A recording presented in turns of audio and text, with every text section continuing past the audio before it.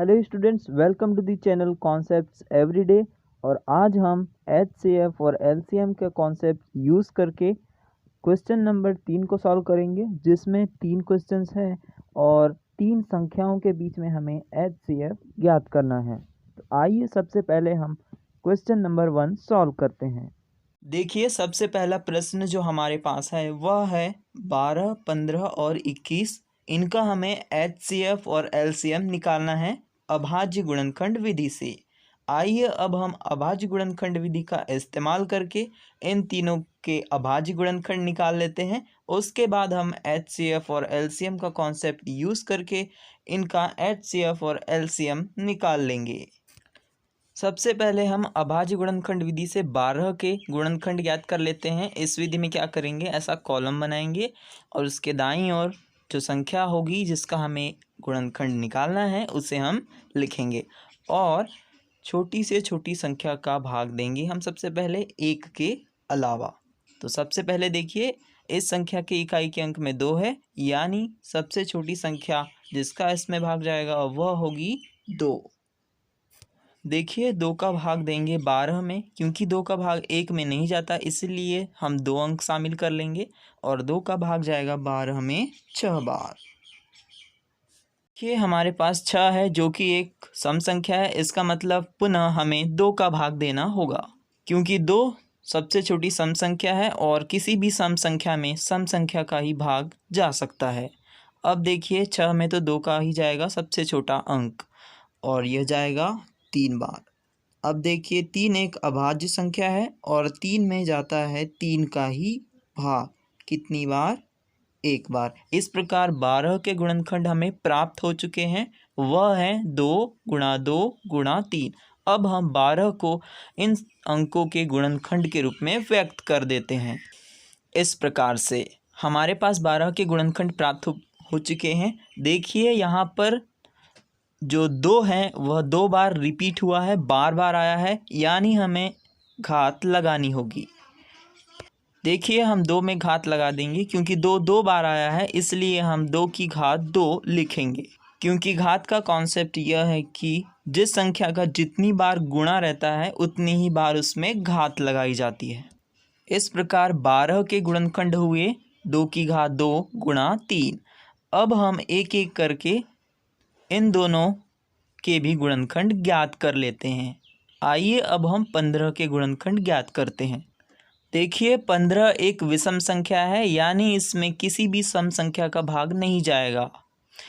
अब हम देंगे, सबसे छोटी सम संख्या है 2, उसके बाद विषम संख्या आती है 3। अब देखते हैं कि 3 का भाग 15 में जाता है या नहीं। बिल्कुल जाता है, यह बहुत ही आसान है। देखिए, 3 का भाग जाएगा 15 में 5 बार, क्योंकि 5 तिया 15 और 5 में जाएगा 5 का भाग 1 बार। इस प्रकार हमें आसानी से 15 के गुणनखंड प्राप्त हुए 3 गुणा 5। देखिए, इस प्रकार हम इसे व्यक्त करेंगे 15 बराबर 3 गुणा 5। अब हम 21 के गुणनखंड इसी विधि से ज्ञात कर लेते हैं। देखिए, 21 भी एक विषम संख्या है, यानी इसमें भी विषम संख्या का भाग जाएगा और सबसे छोटी विषम संख्या जिसका 21 में भाग जाएगा वह होगी 3 और 3 का भाग जाएगा 21 में 7 बार, क्योंकि 7 तिया 21 और 7 का भाग जाएगा 7 में 7 बार और 7 का भाग जाएगा 7 के द्वारा 1 बार। अब हम क्या करेंगे, 21 को इन दोनों अंकों के गुणनफल के रूप में व्यक्त करेंगे। इस प्रकार 21 के गुणनखंड हुए 3 गुणा 7। देखिए, इन दोनों में कोई भी बार बार नहीं आया है, इसका मतलब है यहाँ पर हमें घात लगाने की ज़रूरत नहीं है। आइए अब हम इनके एचसीएफ और एलसीएम निकाल लेते हैं। उनका एचसीएफ हम इस प्रकार लिखेंगे, क्योंकि एचसीएफ में लिखने का पैटर्न यह है कि जिन संख्याओं का हमें एचसीएफ लिखना है उनको हम कोष्टक में लिख देते हैं। अब देखिए, 12, 15 और 21 का एचसीएफ क्या होगा। आपको याद होगा कि एचसीएफ निकालते समय हम क्या देखते हैं कि उन सब में कॉमन क्या है, यानी उभयनिष्ठ क्या है, सेम संख्या कौन सी है और उस उभयनिष्ठ में सबसे छोटी घात वाला संख्या या अंक क्या है। आइए अब हम इनमें देखते हैं कि उभयनिष्ठ या समान संख्या क्या है। देखिए 12 में 3 है समान अंक, 15 में भी 3 आया है और 21 में भी 3 है और कोई भी समान नहीं है। 3 के अलावा कोई भी उभयनिष्ठ नहीं है। इसका मतलब है, और देखिए सब में एक ही घात है, तो यहाँ भी 3 में भी एक ही घात है, यहाँ भी एक ही घात है और यहाँ के 3 में भी एक ही घात है। यानी अलग अलग हमारे पास घात रहती तो हम छोटी घात वाला चुनते, क्योंकि यहाँ एक ही घात है इसलिए हम उसी को लिख लेंगे। देखिए इस प्रकार इन तीनों संख्याओं का HCF हो गया 3, क्योंकि 3 के अलावा कोई भी और अंक या संख्या उभयनिष्ठ नहीं है। अब हम देखते हैं कि इन तीनों का LCM क्या होगा। देखिए LCM के कॉन्सेप्ट में क्या होता है कि सभी अंक आते हैं और जो अंक उभयनिष्ठ हैं उनमें बड़ी घात वाला अंक आता है। अब अभी हमने देखा था कि 3 उभयनिष्ठ है, सभी में है, तो 3 एक ही बार आएगा लेकिन बड़ी घात वाला आएगा LCM में। लेकिन यहाँ पर तो एक ही घात है, इसका मतलब हम लिख लेंगे 3 को। देखिए अब हमें जो तीनों संख्याओं के गुणनखंड में अंक आए हैं उनको सभी को शामिल करना है, लेकिन जो उभयनिष्ठ लिखा हुआ है उसे एक ही बार लिखना है। तो हमने जो 3 उभयनिष्ठ था उसे एक बार लिख लिया है। अब हम शामिल करेंगे बाकी के अंकों को। देखिए 2 की घात 2 जो कि किस और भी 15 और 21 में नहीं है, तो यहाँ 2 की घात 2 भी आ जाएगा। अब देखिए यहाँ के तो सभी अंक आ गए। 15 में हमने 3 ले लिया था, अब हम 5 ले लेते हैं और 21 का ले लेंगे हम 7, यानी यहाँ आ जाएगा 5 गुणा 7। अब हम क्या करेंगे, LCM का मान निकाल लेंगे। इन सभी संख्याओं को सरल कर लेंगे, यानी इनका गुणा कर लेते हैं। देखिए सबसे पहले हम 2 की घात 2 को हल कर लेते हैं। 2 की घात 2 यानी 2 का 2 बार गुणा, यानी 2 गुणा 2 बराबर कितना होगा 4। तो यहाँ आ जाएगा 3 गुणा 4 गुणा 5 गुणा 7। देखिए अब हमें 2 ही संख्याओं का गुणा आता है, इसलिए सबसे पहले हम इन दोनों का गुणा कर लेते हैं और इन दोनों का गुणा कर लेते हैं। अब हम इन दोनों का गुणा कर लेते हैं। या तो आप इसका इन दोनों का गुणा साधारण विधि से रफ में कर सकते हैं या डायरेक्टली यहाँ से भी हम कर सकते हैं। या तो इसका गुणा कीजिए यहाँ या इसका गुणा इसमें। तो हम करते हैं 12 का गुणा 35 में। यह हो जाएगा 12 पंचे 60 की 0, हासिल की आई 6 और 12 तिया 36 और 6 42। इस प्रकार हमारे पास 12, 15 और 21 का LCM आ चुका है 420 और यही आंसर है। हमारे पास जो अगला प्रश्न है वह है 17, 23 और 29 का HCF और LCM निकालना है अभाज्य गुणनखंड विधि से। तो हम इस प्रकार लिख लेंगे, पहले अभाज्य गुणनखंड विधि से और एक कॉलम बनाकर दाईं ओर दिया हुआ अंक लिखेंगे और हम देखेंगे कि 17 में कौन सी छोटी से छोटी संख्या का भाग जाएगा। देखिए 17 एक अभाज्य संख्या है, यानी 17 में 17 का ही भाग जाएगा और किसी का भाग आप देख लीजिए पूरा पूरा नहीं जाएगा। देखिए 17 का भाग 17 में देंगे एक बार जाएगा और आगे हमें भाग की संक्रिया नहीं करनी है, क्योंकि एक आते तक ही हमें भाग करना होता है अभाज्य गुणनखंड विधि में। देखिए एक ना तो भाज्य संख्या होती है ना ही अभाज्य। यह अभाज्य संख्या का गुणनखंड हम निकाल रहे हैं यहाँ पर, और हमने एक ही बार भाग दिया और एक आ गया। देखिए पिछले सवाल में हमने क्या किया था, जैसे 15 के हमने गुणनखंड निकाले तो उसमें हमने एक बार 3 का भाग दिया था, दूसरी बार 5 का भाग दिया था, तब जाकर 1 आया था और उसके गुणनखंड में हमने 1 को शामिल नहीं किया था। लेकिन यदि कुछ इस प्रकार का होता है, एक ही बार भाग देने पर 1 आ जाता है शेषफल, तब हमें 1 को भी शामिल करना पड़ता है और जो दी गई संख्या है उसे हम 17 और 1 के गुणनफल के रूप में व्यक्त करते हैं। देखिए इस प्रकार 17 के गुणनखंड क्या हो गए, 17 गुणा 1। उसी प्रकार हम 23 और 29 के गुणनखंड ज्ञात कर लेते हैं। देखिए 23 भी एक अभाज्य संख्या है, 23 में भी 23 का ही भाग जाता है, यानी हम 23 में 23 का भाग देंगे एक बार जाएगा और 23 को भी 17 की तरह हम गुणनखंड के रूप में व्यक्त कर देंगे, 23 गुणा 1। देखिए इस सवाल में सभी अभाज्य संख्याएं दी हुई है। जो अगली संख्या दी हुई है वह है 29, और 29 में भी 29 का ही भाग जाएगा क्योंकि 29 भी अभाज्य संख्या है एक बार, और 29 को भी हम 29 और 1 के अभाज्य गुणनखंड के रूप में व्यक्त कर देंगे इस प्रकार। देखिए इस सवाल में क्या हुआ है कि तीनों जो संख्याएं दी हुई है हमें वह अभाज्य संख्या है, यानी इस संख्या में इसी का भाग जाता है। तो हमने गुणनखंड तो निकाल लिए हैं इस प्रकार। अब हम देखते हैं कि HCF और LCM क्या होंगे। देखिए सवाल किसी भी प्रकार का रहे आपको घबराना नहीं है, लेकिन अभाज्य संख्याओं अगर दी रही तो इस प्रकार से हमें लिखना है, ये आपको ध्यान होना चाहिए। तो इस प्रकार इनका HCF क्या हो जाएगा, जो अभाज्य संख्याओं के गुणनखंड है उसमें हमें 1 को भी शामिल कर लेना है यदि एक ही बार गया है तो इस प्रकार देखिए HCF क्या हो जाएगा इनका। HCF में क्या होगा, उभयनिष्ठ का अंक आएगा जो छोटी घात वाला होगा। यहाँ पर तो एक ही उभयनिष्ठ है, यहाँ भी एक है, यहाँ भी एक है, यहाँ भी एक, जो सब में होता है वही उभयनिष्ठ होता है। तो HCF क्या हो जाएगा इनका 1। देखिए अब हम 17, 23 और 29 का LCM निकाल लेंगे।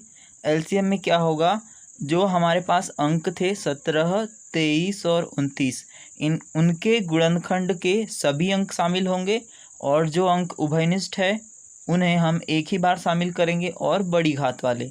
देखिए यहाँ पर कोई भी अंक रिपीट नहीं हुआ है, बार बार नहीं आया है किसी भी संख्या के गुणनखंड में, इसलिए हम क्या करेंगे, अब हम अंकों को लिखते जाएंगे।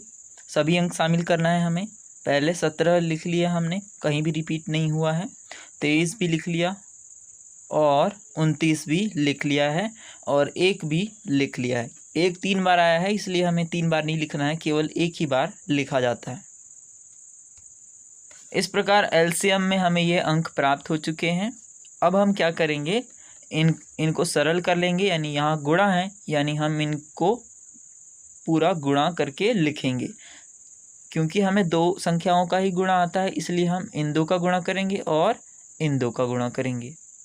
सबसे पहले कर लीजिए 17 गुणा 23,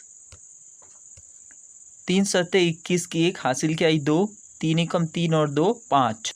अब देखिए अब हम एक स्थान छोड़ देंगे और अगले अंक का गुणा करेंगे। 2 सत्ती 14, 14 की 4 हासिल किया 1, 2 एकम 2 और 1 3, और हम इन दोनों को जोड़ देंगे। यह हो जाएगा 1, 5 और 4 9 और 3 एकम 3, यानी 3 की 3। अब देखिए यह हो गया 391। अब देखिए यहाँ पर क्या हो जाएगा, 17 गुणा 23 कितना हो गया 391। 391 गुणा 29 का गुणा 1 में करेंगे यानी 29 एकम 29।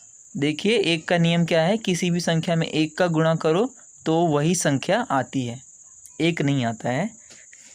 किसी भी संख्या में 1 का गुणा कीजिए वही संख्या रहती है। 50 में 1 का गुणा कीजिए तो 50 ही होगा, 100 में 1 का गुणा कीजिए तो 100 ही होगा। उसी प्रकार यहाँ 29 है, 29 का 1 में गुणा करेंगे तो 29 ही होगा। अब हम क्या करेंगे, 391 का गुणा 29 में कर देंगे।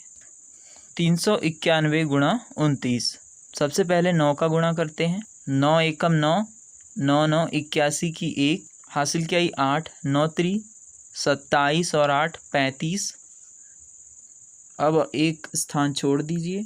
2 एकम 2, 9 दूनी 18 की हासिल की आ गई 1, 2 3 दूनी 6 और 1 7, और इस प्रकार इनको जोड़ दीजिए। यह हो गया 9, 2 और 1 3, 8 और 5 13 की 3 हासिल की आई 1, 7 और 3 10 और 1 11, 11,339।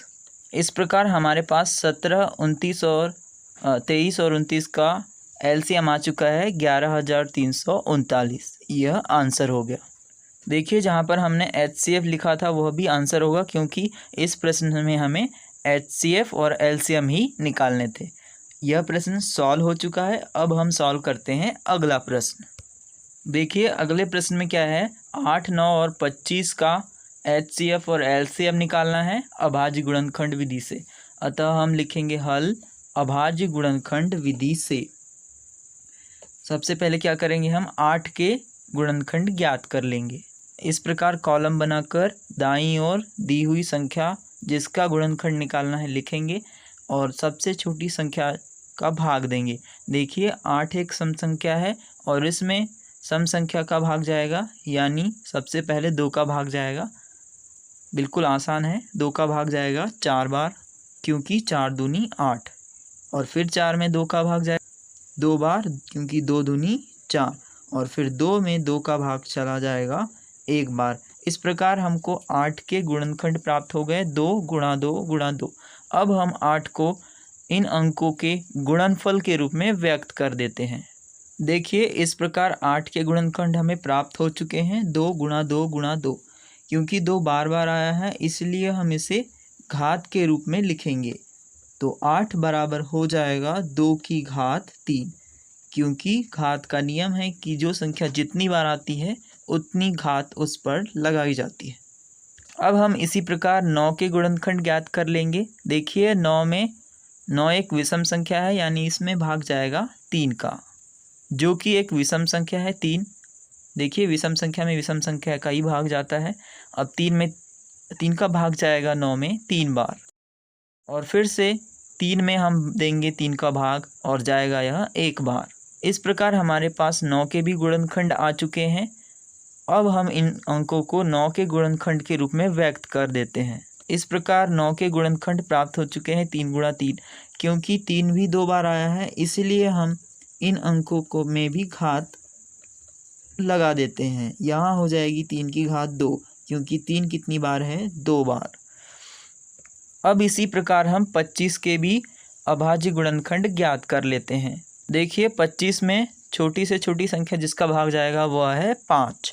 25 में 5 का भाग जाएगा 5 बार, फिर 5 का भाग जाएगा 5 में 1 बार। इस प्रकार 25 के गुणनखंड हो गए 5 गुणा 5। क्योंकि यहाँ 5 भी 2 बार हुआ है, इसका मतलब हमें 5 को भी घात के रूप में लिखना होगा, इसीलिए यह हो जाएगा 5 की घात 2, क्योंकि 5 भी 2 बार आया है। अब हम इनके HCF और LCM ज्ञात कर लेते हैं। अब हम ज्ञात करते हैं HCF 8, 9 और 25 के। अब हमें देखना है कि इन तीनों के गुणनखंड में क्या उभयनिष्ठ है। देखिए 8 के गुणनखंड है 2 की घात 3, 9 के गुणनखंड है 3 की घात 2 और 25 के गुणनखंड है 5 की घात 2। देखिए इन तीनों में कोई भी एक सा नहीं है, सभी अंक अलग अलग है, यानी कोई भी उभयनिष्ठ नहीं है। तो अब हम क्या करें। देखिए जब इस प्रकार की कंडीशन आती है कि कोई भी अंक उभयनिष्ठ नहीं होता है, तब हमें इस एक को भी गुणनखंड में शामिल करना होता है। यह एक विशेष कंडीशन है, ध्यान दीजिएगा कि जब संख्याओं के कोई भी गुणनखंड उभयनिष्ठ ना हो तब हमें एक को भी गुणनखंड के रूप में शामिल करना पड़ता है। यानी कि हम यहाँ गुणा 1 भी लिखेंगे, यहाँ भी गुणा 1 लिखेंगे और ये वाला भी 1 का गुणा हमें लिखना होगा। इस प्रकार यहाँ हो जाएगा गुणा 1 गुणा 1 गुणा 1, तो यहाँ भी आ जाएगा गुणा 1। इस प्रकार देखिए यहाँ भी गुणा 1, यहाँ भी गुणा 1 और यहाँ भी गुणा 1। अब देखिए HCF क्या होता है, जो सभी अंकों के गुणनखंडों में उभयनिष्ठ होता है, और यदि घात रही तो सबसे छोटी घात वाला होता है। लेकिन यहाँ तो एक ही उभयनिष्ठ है, इसीलिए इसका HCF क्या हो जाएगा, 1। देखिए इन तीनों का HCF क्या हो गया, 8, 9 और 25 का HCF 1 हो गया। अब देखिए कि LCM क्या होगा 8, 9 और 25 का। LCM में क्या होता है, उभयनिष्ठ वाला केवल एक ही अंक आता है और बड़ी घात वाला। देखिए उभयनिष्ठ 1 है और 1 में तो कोई ज़्यादा घात है ही नहीं, सभी में बराबर है, यानी 1 ही आएगा।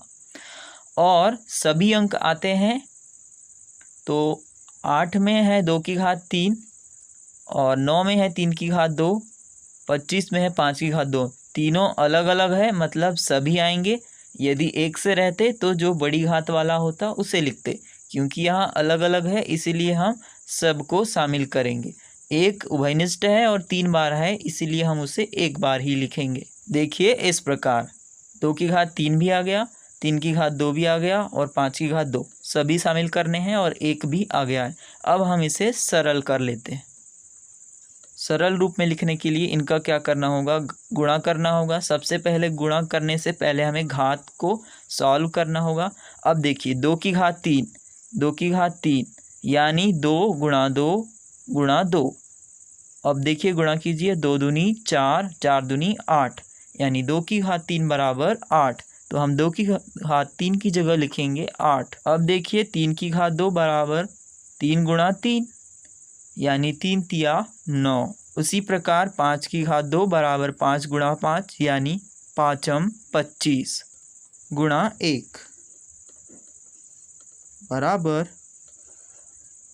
9 8 9 72 गुणा 25 का गुणा हम 1 में करेंगे यानी 25 ही होगा। अब हम रफ में इन दोनों का गुणा कर लेते हैं। देखिए यह क्या हो जाएगा। हम एक अंक का पहले गुणा करते हैं।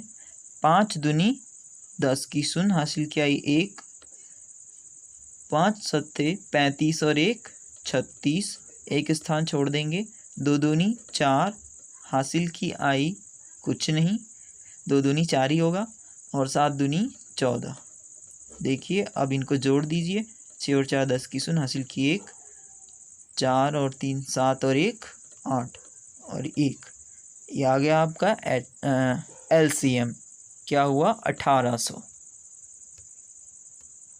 देखिए इस प्रकार हमने 8 9 और 25 के HCF और LCM ज्ञात कर लिए हैं और ये दोनों आंसर है क्योंकि यही हमें ज्ञात करने थे। आई होप आपको यह तीनों प्रश्न आसानी से समझ में आए होंगे। Thank you.